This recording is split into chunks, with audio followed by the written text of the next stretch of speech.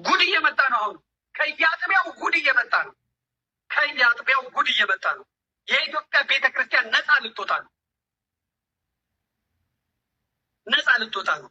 በእኔ በምስራቁ ሰው በሐረርጌው መራታ በቆቱ ዘመኔ ነፃ ትወጣለች። የኔ ቤተክርስቲያን ቅድስቷ ንጽሕቷ እናት ዓለም ቤተክርስቲያኔ ነፃ ትወጣለች። ይኸው መኖክሴው ከዛ ቆይ እኔ እስከዛ ወይ ልጁን ልፈልግልህ አንተ ካጣኸው መጣለን እንካ ጸሎታችን የማያደርገው እግዚአብሔር ያልሰማን ይህን ሁሉ ጠላት ደካማ ጠላት ኃይለኛ አድርጎ በላያችን ላይ የሾመው በእኛ ኃጢአት ምክንያት ንጹሐን ገበሬዎችን እንዲያልቁ ያደረገው መቅደሱ ስለቆሸሸ ነው። መቅደሱን የሚመሩ ሰዎች ስላቆሸሹት ነው። ነውረኛ ስለበዛ ነው። በድፍረት መሰዊያው ፊት እግዚአብሔር ፊት የሚቆሙ ሰዎች ስለመጡ ነው። በታቦቱ የማያምኑ በቅዱሳን የማያምኑ ቤተክርስቲያንን እንጀራቸው ያደረጉ ስለመጡባት ዝናብ የሚርቀን ጦርነት የማይለየን ደካማ ፈሪ ሽንታሙ ሁሉ በላያችን ላይ ወጥቶ የሚጸዳዳው መቅደሱ ስለቆሸሸ ከመቅደሱ ስለተበላሸ የመቅደሱ መሪዎች ግልሙትና ስለበዛ ነው። ይኸው በዚህ ከዛሬ በኋላ ያው እንደምታዩት ነው። የቴሌግራም እንትኔንም ቀይሬዋለሁ። አጀንዳ አንቀይርም ነው አጀንዳ። በዚህ ልጅ ቪዲዮ ምክንያት የቃሪያ እምነት የለም የምትሉ ሰዎች በደንብ እንድትሰሙኝ እፈልጋለሁ።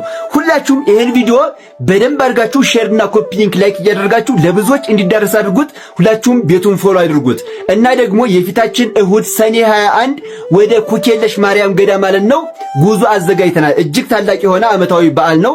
ያው እንደምታውቁት ሰኔ 21 ቅዳሴ ቤቱ አይደል የእመቤታችን እና ጉዞ ወደ ኩኬለሽ ማርያም አዘጋጅተናል።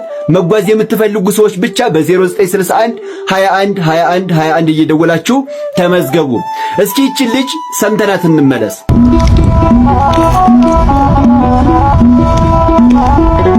ይሄ የምታዩት ቃሪያ የቲክቶክ ወይም የላይቭ ቅጣት አይደለም፣ የሰማዕቱ የሚናስ እምነት ነው። እኔ የምለው ግን ወዴት እየሄድን ነው ጎበዝ? ቆይ የቅቤው እምነት የበሶ እምነት በሱ እግዚኦ እግዚኦ ብለን ሳናበቃ ጭራሽ ደግሞ የቃሪያ እምነት ይዛችሁ መጣችሁ። ለዚያውም በታላቁ ሰማዕት በቅዱስ ሚናስ ስም። ኧረ ተው ባካችሁ። ቤተ ክርስቲያንን በዚህ ልክ እንዲጸበሏ መቻነሳት፣ የቦታው አፈር መቻነሰ።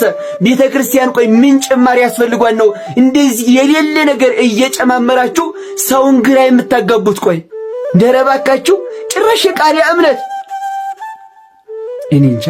ግን እሺ እስቲ እንዴት እንጠቀመው? ጾማችንን ውለን ከዚያ ቃሪያውን እንድቆይ ሰው በጨጓራ ህመም አልሞት አላችሁ እንዴ?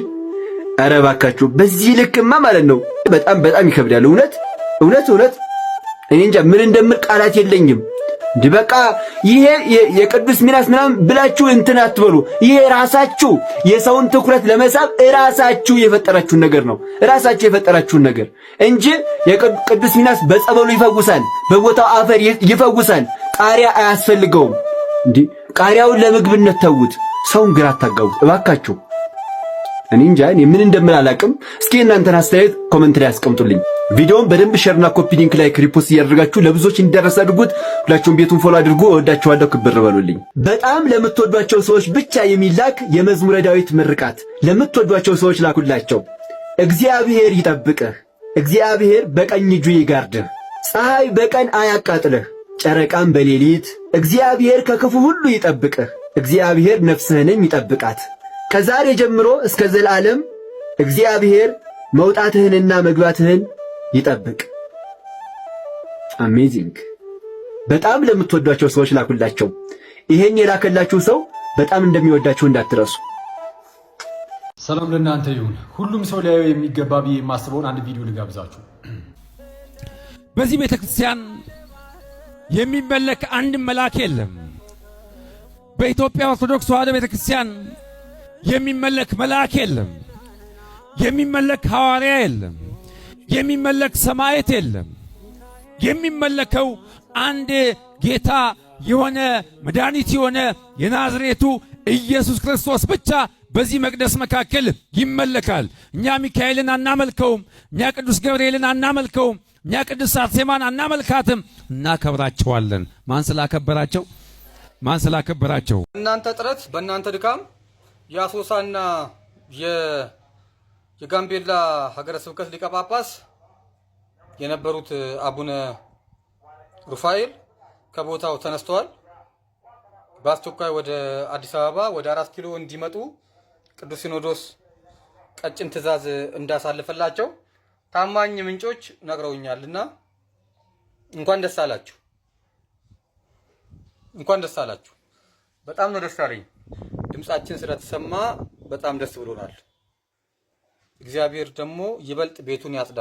ኮፒ ሊንክ አድርጉልኝ ይህንን ቪዲዮ ላልሰሙ ሰዎች አሰሙ። ትግላችን ይቀጥላል። ወደፊት ክርስትና ኦርቶዶክሳዊ ተዋሕዶ ቤተክርስቲያን ለዘላለም ጸንታ ትኖር እና አሁን ኮፒ ሊንክ አድርጉልኝ። እድሜ ሲጨምር እድሜ እየጨመረ ሲመጣ ማቹሪቲ ሲመጣ ከሰዎች ጋር ብዙ መነጋገርም አልፈልግም። ሰው የበዛበት ቤት መግባት አልፈልግም። ብዙ ሰው ካለ እንደዚህ 1000 2000 ሰው ምናምን ካለ በቃ ድክም ይለኛል ገና ሰውን ሳይው ራሱ እና ይሄ አፍላፍ መነጋገር ከሰው ጋር መነቋቆር ምናምን ይደክማል።